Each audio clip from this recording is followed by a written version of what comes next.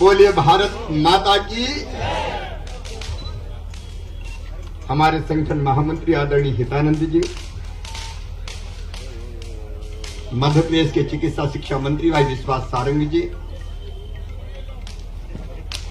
हमारे वरिष्ठ नेता पूर्व प्रोटेम स्पीकर भाई रामेश्वर शर्मा जी, हमारी लोकप्रिय विधायक श्रीमती कृष्णा गौर जी, महापौर श्रीमती मालती राय जी, हमारे जिलाध्यक्ष भाई सुमित जी, पूर्व मेयर और वरिष्ठ नेता भाई आलोक शर्मा जी, आदरणीय उमाशंकर गुप्ता जी, हमारे वरिष्ठ नेता बहन सीमा जी, बहन माया जी, सभी साथी पदाधिकारीगण, उपस्थित प्रिय बहनों भाइयों बेटे बेटियों,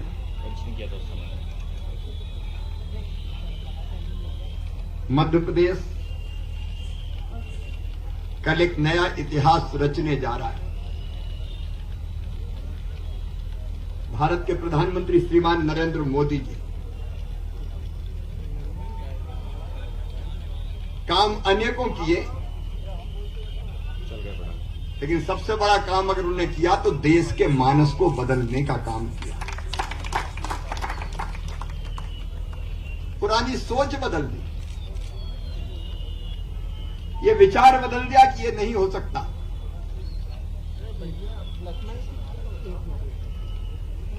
उन्होंने संकल्प लिया कि मेडिकल की और इंजीनियरिंग की पढ़ाई भी मातृभाषा में दी जानी चाहिए।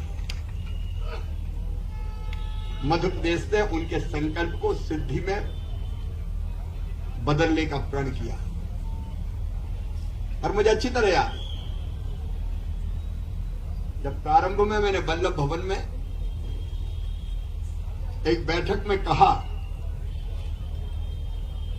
कि मेडिकल की पढ़ाई भी हिंदी में होगी, किताबें तैयार करना है, तो कई ने दबी जबान से कहा इम्पॉसिबल, नहीं हो सकता, ये तो अंग्रेजी में ही हो सकती है। लेकिन जब चाह होती वहां राह को निकलनी पड़ती। संकल्प प्रधानमंत्री जी का, प्रधानमंत्री जी जो कहते हैं सोच समझ के कहते हैं।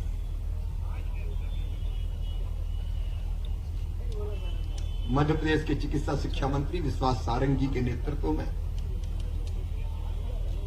एक टीम बनी, सेल बना,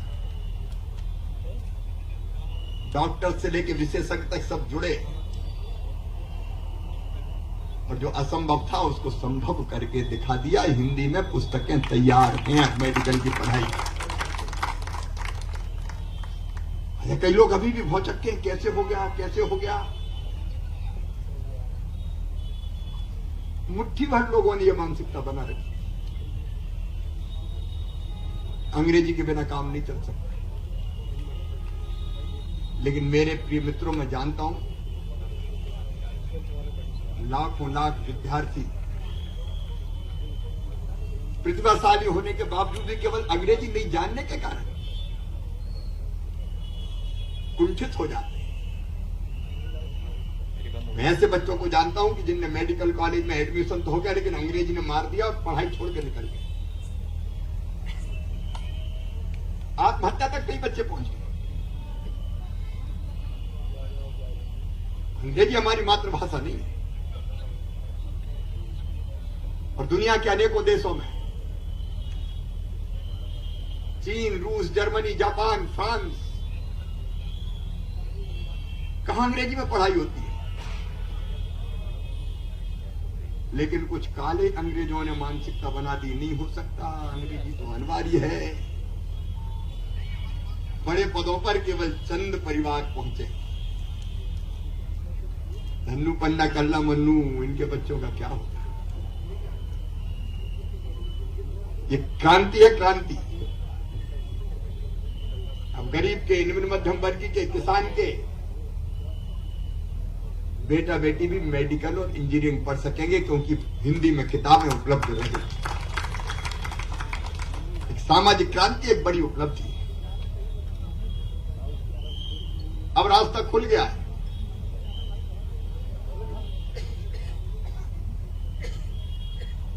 और प्रसन्नता की बात है कि कल पधार रहे माननीय अमित शाह जी, केंद्रीय गृह मंत्री और राजभाषा समिति के अध्यक्ष भी हैं। उनके हाथों ही हिंदी की पुस्तक का विमोचन होगा और विद्यार्थियों को समर्पित कर दी जाएगी। अब कुछ लोग परेशान हैं कि ये हो क्या है? जो 1947 में हो जाना चाहिए था वो अब हो रहा है। अभी जब हम भारत भवन में चर्चा कर रहे थे तो डॉक्टर जो दवाई का पर्चा लिखता है उसको मरीज जानते नहीं लिखा क्या। अभी पर्चा हिंदी में क्यों नहीं लिखा जा सकता? मैंने कहा RX की जगह लिखो श्री हरि, और दवाई का नाम हिंदी में लिख दो क्रोसिन। दिक्कत क्या है? जिसके लिए लिखना वो भी तो समझे कि लिखा क्या है। और एक जो मानसिकता बन गई थी, अंग्रेजी के 4 टूटे शब्द बोल दो, इंप्रेशन जम जाएगा। Hello, hi, how do you do,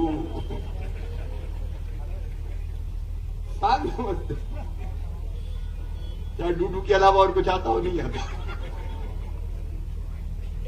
इस मानसिकता से मुक्ति दिलाए। असली मैं कह रहा हूं ये क्रांति है। और मध्य प्रदेश की राजधानी भोपाल से इस क्रांति का कल शुभारंभ हो रहा है। इस अवसर पर भोपाल वासियों आप सब आमंत्रित हैं। ये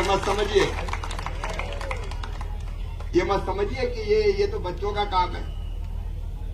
माता पिता का भी काम है, अभिभावकों का काम भी है, समाज सेवियों का काम भी है। आइए इस मानसिक जकड़न से मुक्त हो जाए कि अंग्रेजी के बिना कुछ नहीं हो सकता। हमारी हिंदी में इतना सामर्थ्य है कि बाकी भाषाओं के शब्द पचाते हुए वो हिंदी में ही सब कुछ हो सकता है। ये सिद्ध करके दुनिया को दिखाए और ये कल होगा। और इस अवसर पर आज ये हिंदी के नाम दीप चले। कल भी सारे स्कूलों में, कॉलेजों में दीप जलाए और हो सके तो दिवाली के पहले अपने घर में भी एक दिया हिंदी के नाम का लगाए। एक नई शुरुआत, सफलता सुनिश्चित है। कोई बच्चा बिना अंग्रेजी के